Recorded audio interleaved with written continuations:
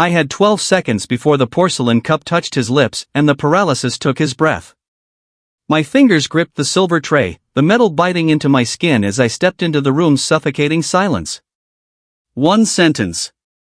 That was all it would take to save the man who saved my brother, or to let the tea do its work and finally be free of this house.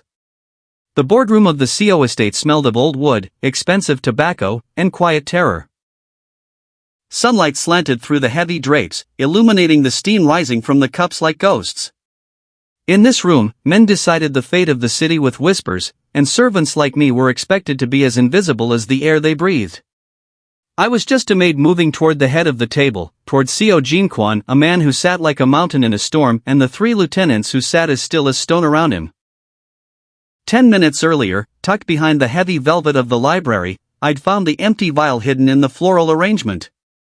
Now, as I reached his shoulder, I had to decide, remain a shadow and watch him fall, or shatter the silence and face the reaction that would change my life forever. The heavy silver tray felt like a lead weight in my hands as I crossed the threshold into the boardroom. The silence inside was a physical pressure, thick with the scent of sandalwood and the cold, ozone tang of high-voltage tension. At the head of the dark mahogany table sat Co Jinquan. He didn't look like a man about to die, he looked like a god carved from obsidian, his dark suit absorbing the dim, warm light of the room. I moved toward him, my pulse hammering against my ribs like a trapped bird. The 4 men flanking him, his most trusted lieutenants, didn't even glance my way. To them, I was just a ghost in a black and white uniform, a utility provided by the estate. My eyes flickered to Director Park, seated to Jinquan's right. His hands were folded neatly over a leather portfolio, but I saw the slight, rhythmic twitch in his jaw. He was waiting for the tea to be poured. I reached Jinquan's side. The steam from the porcelain cup I had just set down swirled upward, carrying the faint, metallic scent of the toxin I'd identified minutes ago. My heart stopped. I didn't pour. I didn't move. Master Co, I whispered. The air in the room vanished. One of the lieutenants, a man with a jagged scar across his knuckle, slammed his hand onto the table. Insolent girl! How dare you speak during? Enough! Jinquan's voice wasn't loud, but it cut through the room like a blade through silk. The lieutenant froze, his mouth still open. Jinquan didn't look at him. He didn't look at the other men who were now radiating a murderous energy. He turned his head slowly, his dark, impenetrable eyes locking onto mine. This was the reaction that terrified everyone, the absolute, unwavering attention of a predator who had found something more interesting than the kill. You interrupted, he said, his tone impossibly level. The silence that followed was deafening. I could feel Director Park's gaze drilling into the side of my head, a silent command to get out or die. The tea, master, I said, my voice trembling but holding. The blend is incorrect. It would be a grave insult to your palate to consume it. Jinquan looked down at the swirling liquid, then back at me. He didn't ask how a maid knew his palate. He didn't yell. Instead, he leaned back, draped one arm over the velvet back of his chair, and gestured toward the room. Look at them, Kim Era, he commanded. I looked. The lieutenants were no longer disciplined statues, they were vibrating with a frantic, quiet panic. Director Park's face had drained of color. By acknowledging me, Jinquan had stripped away their anonymity. He was forcing them to witness the exact moment their shadowplay was exposed by a servant. The girl says the tea is wrong, Jinquan said to the table, his eyes never leaving mine. And in this house, Kim Era is never wrong about the details. He reached out, his cold fingers brushing against my wrist as he took the cup, not to drink it, but to hold it over the floor. He tipped it slowly. The amber liquid splashed against the Persian rug, and for a heartbeat, the only sound was the drip of poison against wool. Now, he whispered, tell me who brewed it. The transition from the boardroom to the private wing was not a walk, but a blur of shadows and sharp, echoing footsteps. Jinquan did not speak as he led me through the labyrinthine corridors of the estate, his hand a firm, grounding weight on my arm. Behind us, the boardroom remained a tomb of frozen men, left to stew in the terrifying silence he had cultivated.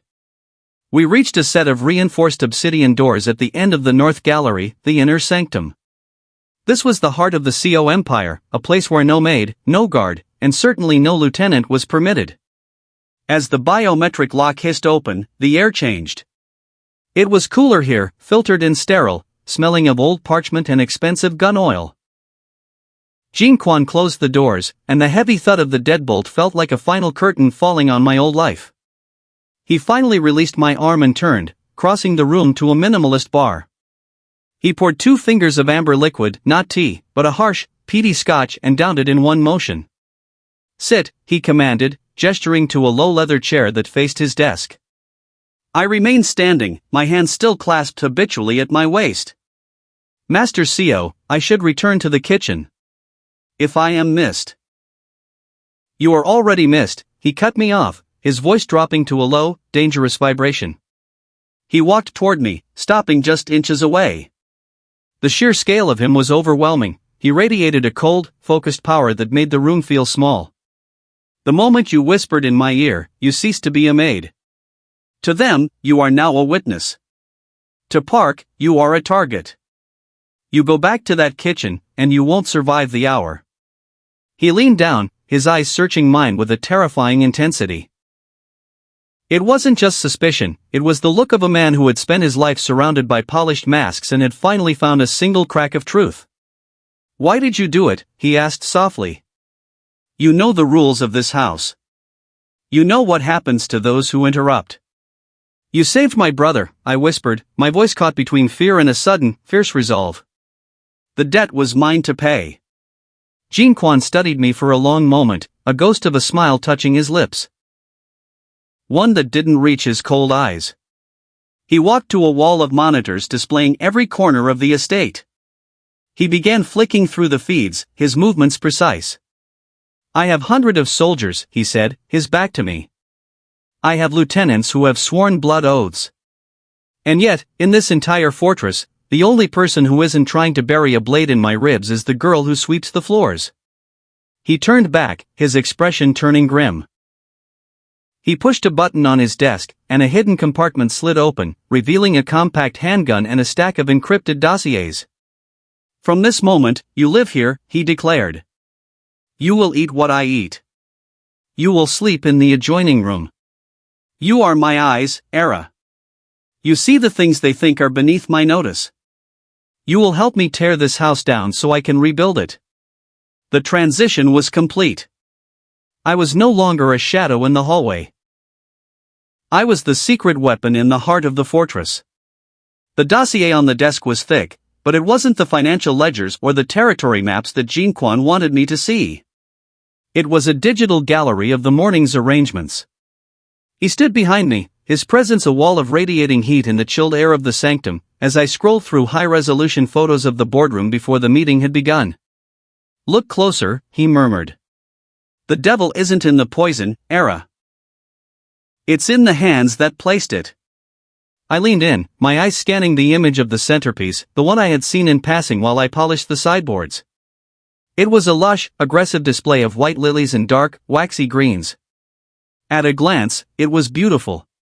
To a maid who had spent 3 years memorizing the exacting standards of the CO household, it was a loud, vibrating scream. "The lilies," I said, my finger hovering over the screen. "Master CO, you have a standing order.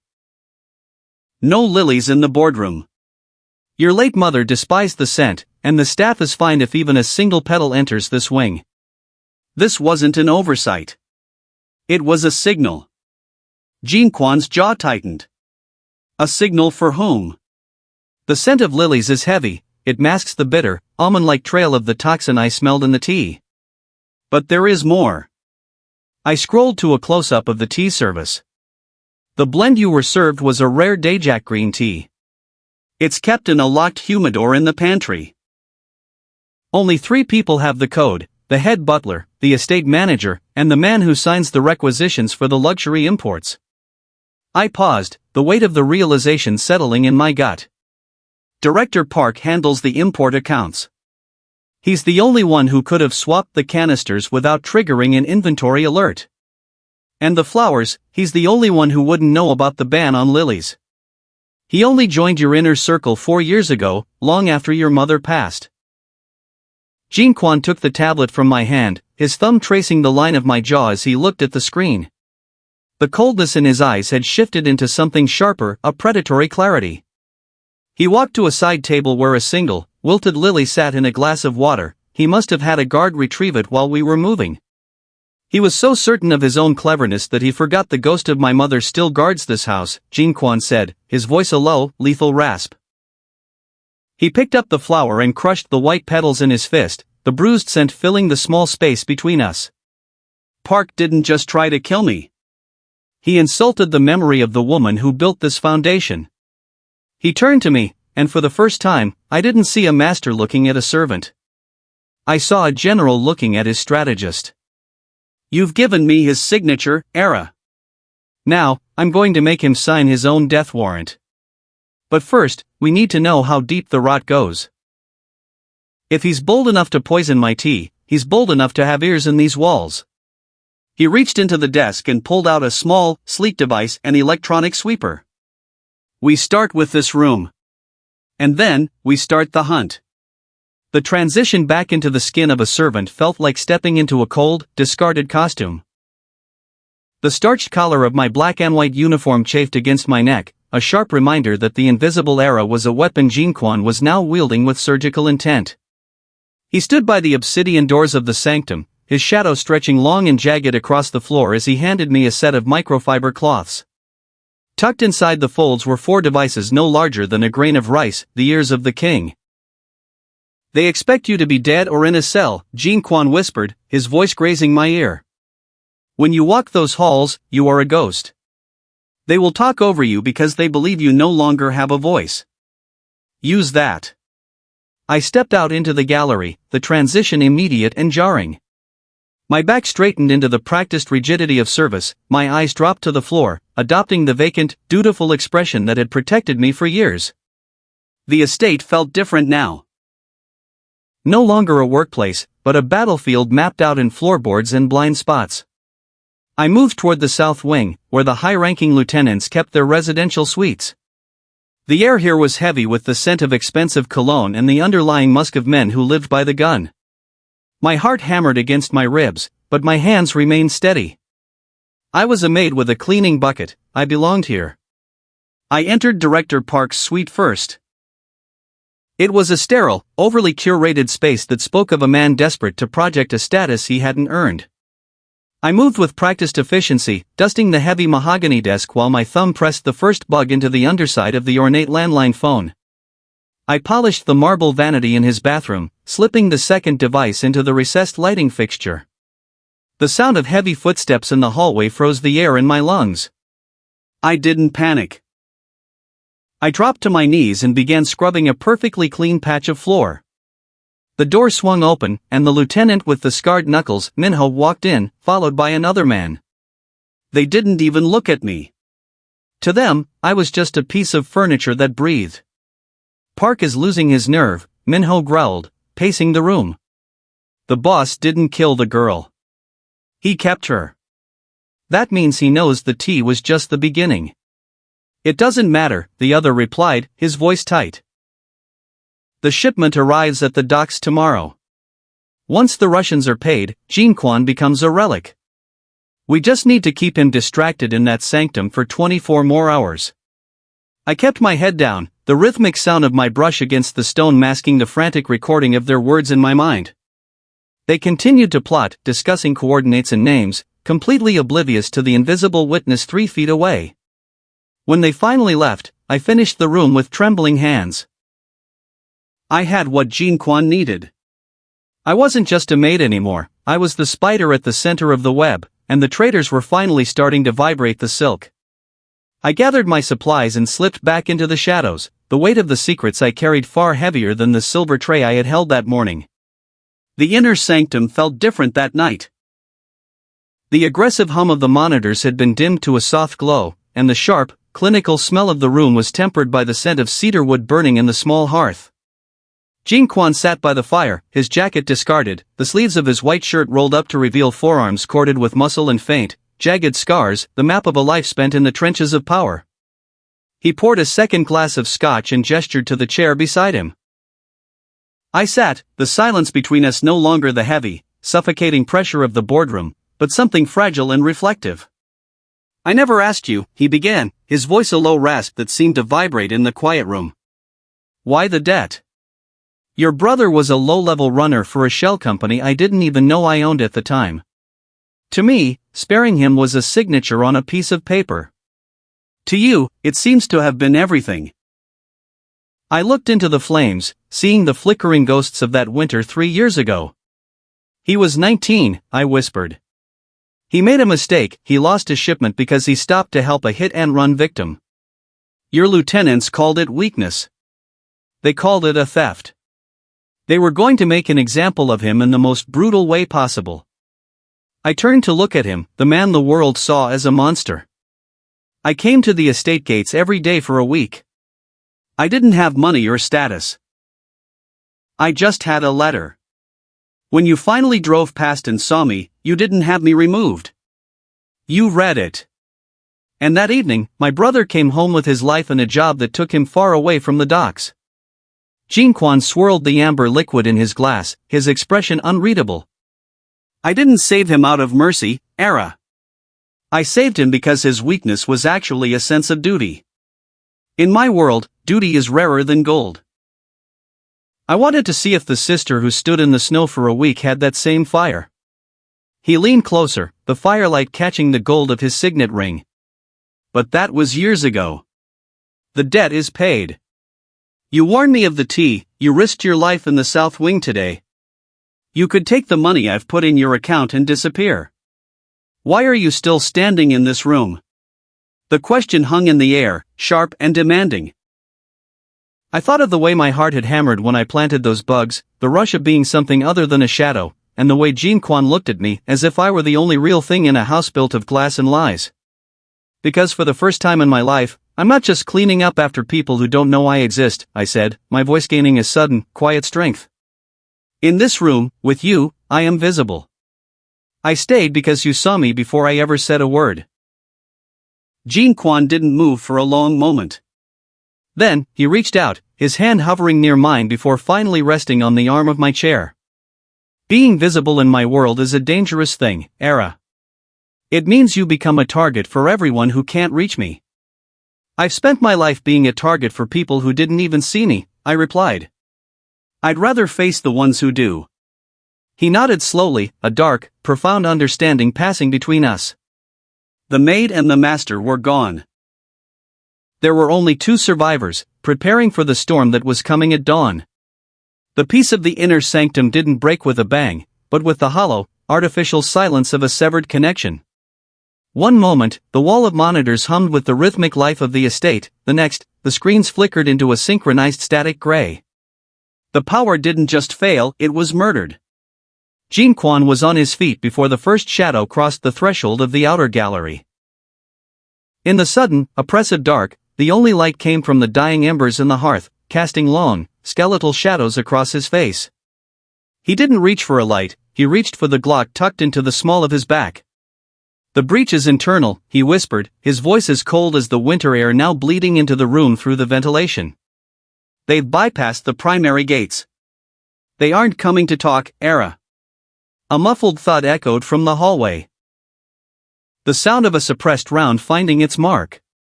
The guards outside were gone. The heavy obsidian doors of the sanctum were designed to withstand a siege, but they were operated by the very power grid that had just been flatlined. "The main doors are deadweight now," I said, my voice steady despite the adrenaline flooding my veins. "If we stay here, we're trapped in a velvet coffin." But the estate wasn't built for soldiers, Master CO. It was built for servants. I crossed the room to the heavy oak paneling behind his desk, my fingers trailing over the familiar grooves of the wood. I had dusted this molding 1,000 times, knowing every knot and seam. I found the hidden latch, a recessed lever used by the staff to bypass the main halls during formal events. With a sharp click, a narrow segment of the wall swung inward, revealing a lightless, narrow passage that smelled of damp stone and ancient dust.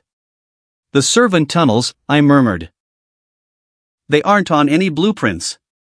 Director Park doesn't know they exist because he never looked at the people who use them.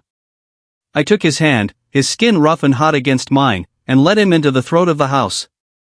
We moved in total darkness, a ghost and a king navigating a subterranean maze. Above us, we could hear the heavy, rhythmic thumping of tactical boots, assassins moving through the sanctum we had just vacated. They were shouting in hushed, frantic tones, confused by the empty room. The passage grew tighter, the air thin and cold. I navigated by touch, my palm flat against the cold stone, counting the turns. We passed a slatted vent, and I froze, pulling Jean-Quan back into the shadows. Through the narrow gaps, I saw the glint of a silenced barrel. An assassin stood just inches away in the service corridor, his back to us. Jean-Quan leaned into me, his breath warm against my temple. He didn't move to shoot, he waited for my lead. I realized then that in this darkness, the hierarchy had completely inverted. He was the power, but I was the sight. I led him past the killer, through a final, low-hanging door that opened into the cold, biting air of the rear gardens. We emerged beneath the sprawling canopy of a weeping willow, far beyond the perimeter the hitmen had established. Jean-Quan looked back at the darkened monolith of his home, then down at me. The terror of the breach was gone, replaced by a dark, simmering heat. They thought they could corner a wolf, he said, his grip on my hand tightening. They didn't realize the wolf had a guide. The safe house was a stark contrast to the sprawling CO estate. It was a brutalist structure of raw concrete and reinforced steel, hidden in the skeletal remains of an industrial shipyard. Inside, the air tasted of salt and iron. Jean-Quan stood by a heavy metal table, the flickering overhead light catching the sharp edges of his silhouette. On the table sat two items that represented two entirely different lives. On the left was a leather suitcase, unzipped just enough to reveal thick stacks of high-denomination bills.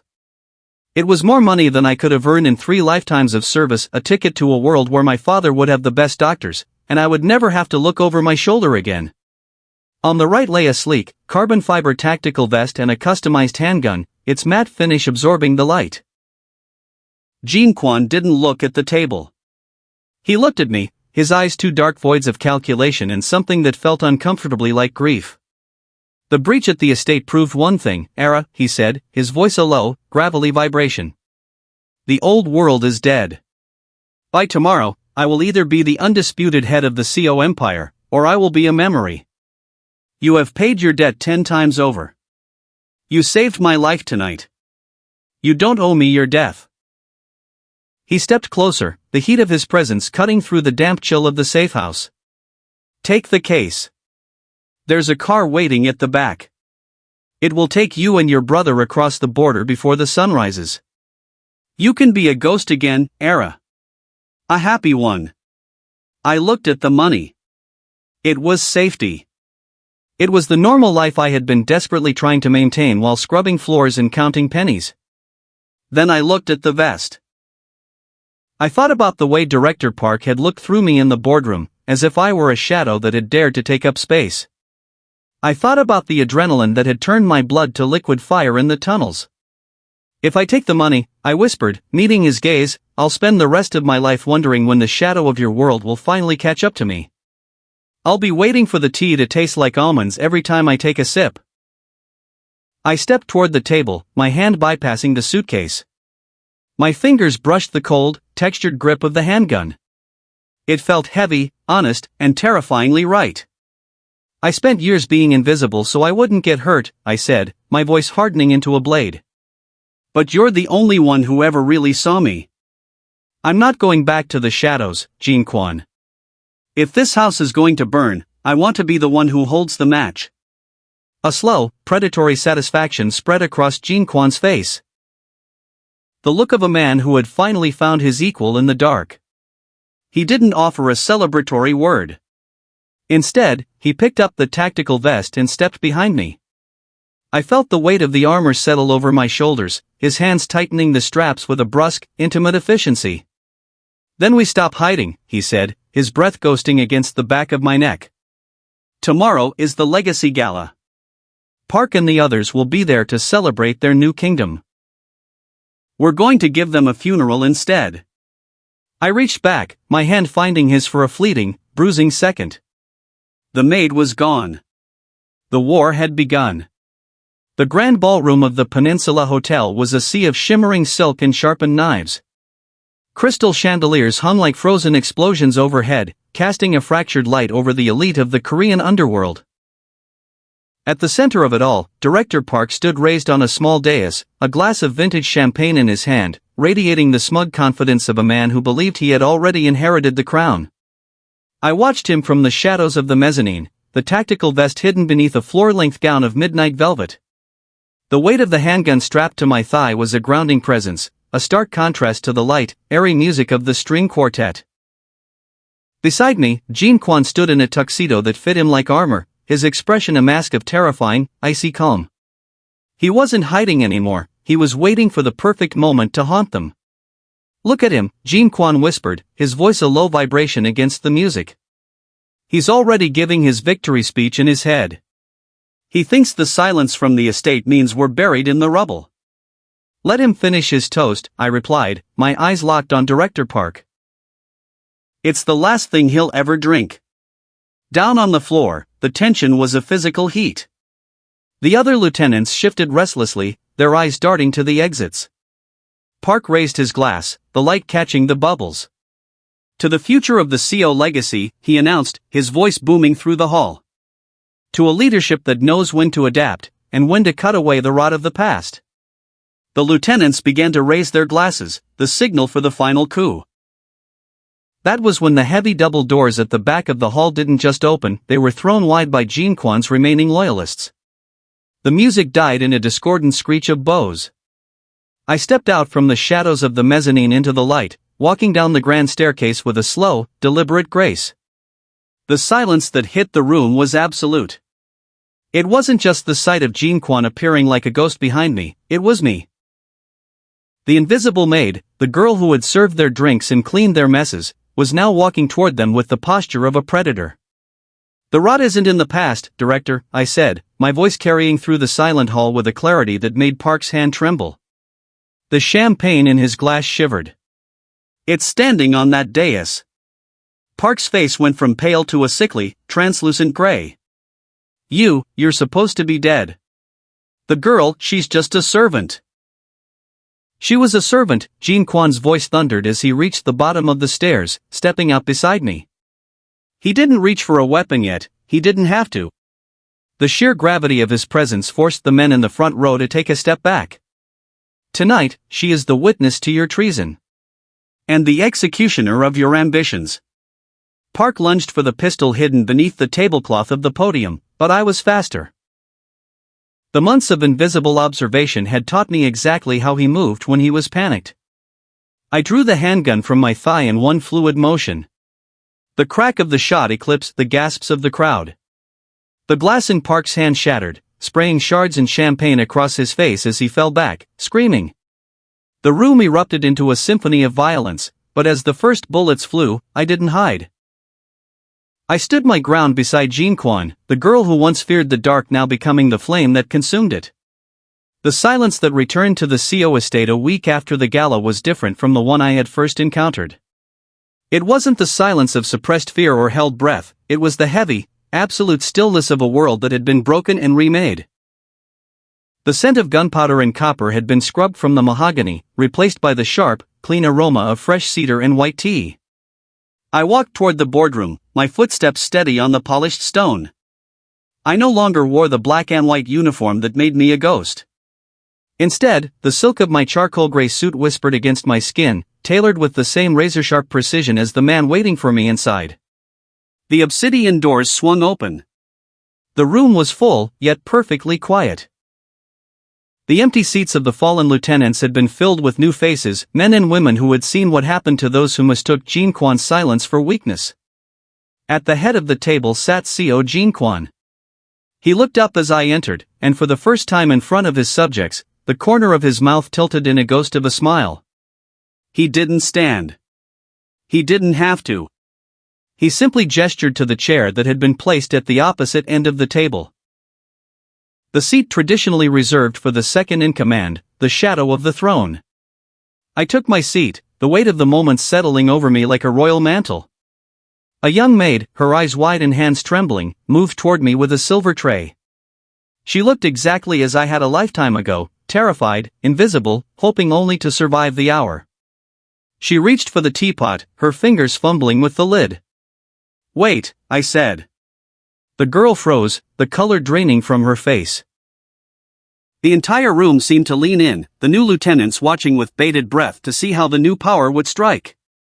I looked at the girl, seeing the reflection of my own past in her panicked gaze. "The temperature is too high for that leaf," I said softly, my voice carrying a weight that didn't need volume. "Take it back. Bring the dayjack from the locked humidor. And tell the kitchen that from now on, the service begins when I say, not when the clock strikes." The girl bowed low, her relief almost palpable, and scurried away. I turned my gaze back to the table, locking eyes with the men who were now my responsibility and my reach. Jean Quan raised his own cup toward me, a silent toast between equals. "The house is clean," he murmured, the words for my ears alone. "The house is ours," I corrected. I looked down at the empty space before me. I was no longer the one who polished the wood or poured the liquid. I was the one who decided who was worthy to sit at the table, and who would never taste the tea again. The debt was paid, the shadows were gone, and the maid had finally become the master of the house. Beside me, Jean Quan reached out, his hand resting over mine in a public vow of unity. Outside, the city of Seoul lay beneath us, a glittering empire of lights, and for the first time, I didn't feel like a guest in its dark corners. I felt like its architect.